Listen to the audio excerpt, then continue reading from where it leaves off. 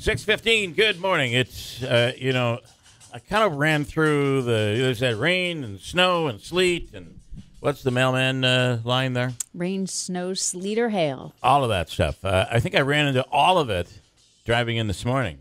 And some pretty heavy, wet snow that you're going to get over the course of the day today. Rain and snow showers with a high of 42. And is there really a pollen alert in effect? Mm-hmm. I don't know what the heck that is. That's crazy. I've never seen that. Such an early... Well, it's spring. An early month. You see the tulips coming up? It may be spring, but I have to tell you that we're going to be looking at some winter weather over the course of the next 3 or 4 days, and we'll talk about that coming up. Big day today. Syracuse playing today. The Syracuse Orange play at 12:15. I don't know how big that is, but there were a couple of interesting games yesterday in the NCAA. We'll get into that stuff coming up. Good morning, Andrew Dominio. We have a loaded, packed, jam-packed day. Yeah, I'm still trying to get it all sorted out. Stephen Wells is the Republican candidate for Congress. He's been endorsed by Oneida County as the Republican, and he will be coming up in studio, or actually on the phone later on this morning. Yep. We're going to get a chance to speak with him for the very first time. Stephen Wells, and he's from Chittenango, and runs a company called American Vending, and is somebody who's been raising money for the Republican Party for quite some time and calls himself an outsider. We'll speak with him later on this morning at 7:30. Also, MMA, UFC, mixed martial arts, all of that. It looks like next week, we spoke with both Griffo and Brindisi. It looks like next week, the Assembly is going to vote on this for the very first time. And mixed martial arts, professional mixed martial arts will be legal in New York State most likely next week. That's a pretty big deal. Yeah, you think. You're predicting, right? I have to say that I'm making the prediction, but I think it was Brindisi that said he expects it to pass next week. Now, there is a woman. Her name is Deborah Glick, and she is a Manhattan Assemblywoman. When Silver was against MMA, mm-hmm. It was really about a union issue, and there's a whole story about it up on our website, WIBX950.com. It was more of a union issue, and he said it was because the sport is just archaic and dangerous.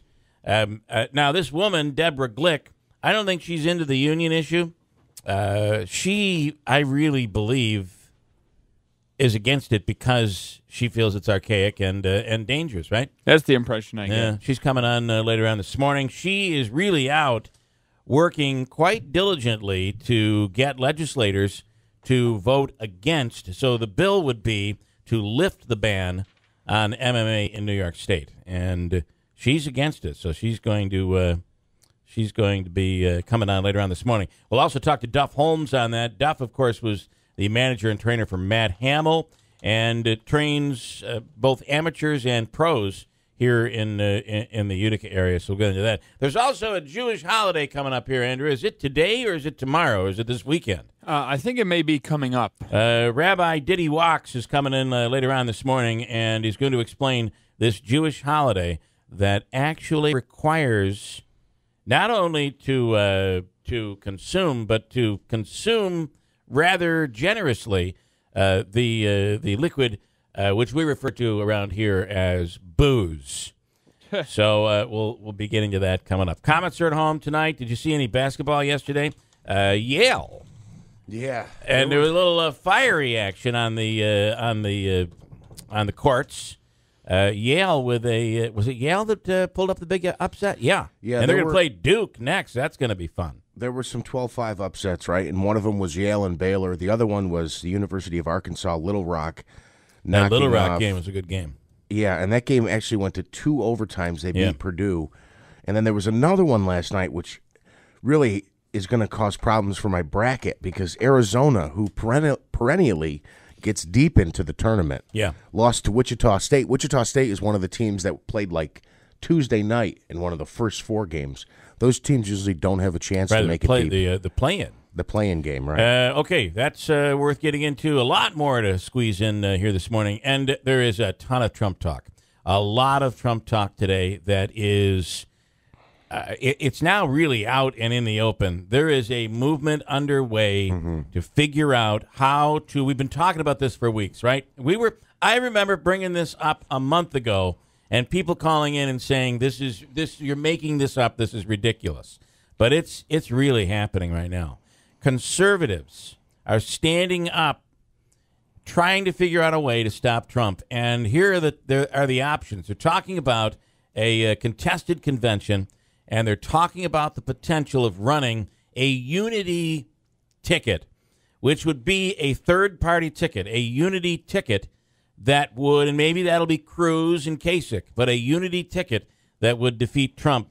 I heard one phrase that I've never in my life heard before. It's a term. You might as well write it down because it's a new term.